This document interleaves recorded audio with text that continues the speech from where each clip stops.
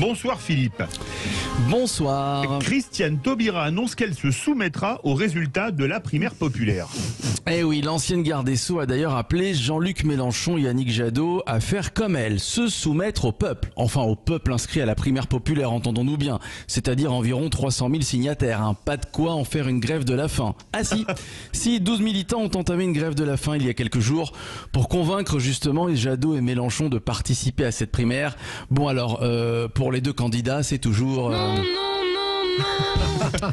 Eh oui, voilà, c'est non, hein. Amis militants, vous pouvez stopper la grève et recommencer à manger. Et bon appétit, bien sûr. Et bon appétit à vous. Alors, Yannick Jadot et Jean-Luc Mélenchon, qui ont dit non à cette primaire, verront quand même leur nom soumis au vote. Bah oui, c'est-à-dire qu'ils peuvent en fait gagner sans s'être présentés. Incroyable, ça c'est le rêve par exemple de Xavier Bertrand. Écoutez la réaction du candidat insoumis interrogé par nos confrères d'RTL. Votre nom sera soumis à cette primaire populaire contre votre gré quelque part. Est-ce que on peut aussi mettre Donald Duck si on veut, et qui on veut. Ce n'est pas mon affaire. Oui, il n'y aura pas Donald Duck, hein, voilà, c'est une exclusivité Sud Radio. Alors c'est sûr, mais bien le nom de Taubira qui sera donc sur la liste. Alors Taubira qui, qu'il y avait 86 000 inscrits, faisait partie des favorites, c'était il y a quelques semaines. Est-ce que c'est toujours le cas aujourd'hui? Tiens, Françoise Degois.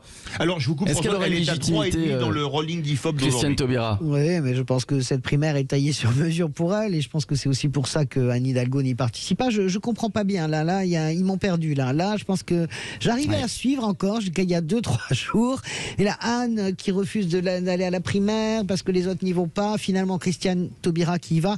Moi, j'aime infiniment Christiane Taubira. Hein. Si après elle est désignée par 200 000 personnes dans le pays, voilà, ça pèse quelque chose. Je ne sais pas ce que ça pèse. Je veux me détacher. Je le dis à Philippe David, je le dis gentiment et à mes amis d'LCI. Je veux vraiment me détacher de ce rolling.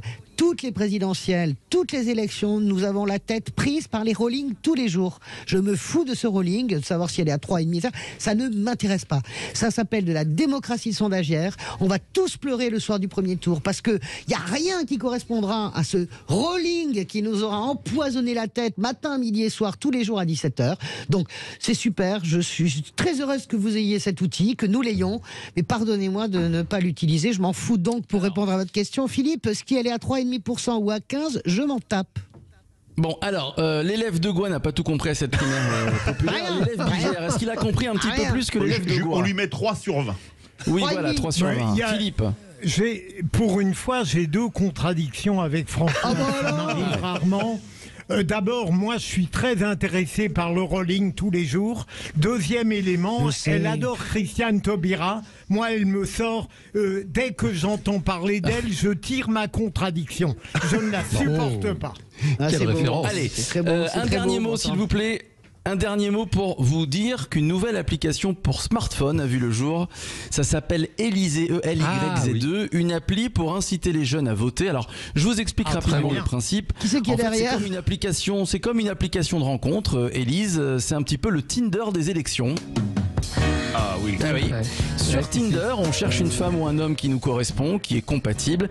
Et bien sûr, Élysée, c'est pareil. On trouvera notre candidat compatible. À chaque proposition d'un candidat proposé, on a le choix, comme sur Tinder. C'est-à-dire que on glisse notre index à droite pour balayer la proposition, donc pour la jeter, et puis à gauche pour la valider. Et donc, à la fin, vous devriez normalement trouver le candidat qui vous correspond le mieux. Et attention, il pourrait bien y avoir des surprises, par exemple, si Philippe Bilger se rend compte que son candidat ou sa candidate compatible, c'est Anne Hidalgo. C'est là que moi je me rends compte que mon candidat c'est Zemmour. Alors là, je me retire de la politique. Moi je me retire de tout. Hein. Alors là, je m'en vais. Jean Dorido, c'est une bonne idée. Ça, est-ce que les jeunes ont vraiment besoin de ça? Écoutez, je pense que c'est une bonne idée parce que d'abord, tout ce qui va dans le sens d'une participation plus importante, eh ben, ça va dans le bon sens. Et figurez-vous que ça m'a l'air d'être assez viral parce que j'en ai entendu parler pas plus tard qu'il y a 2 heures.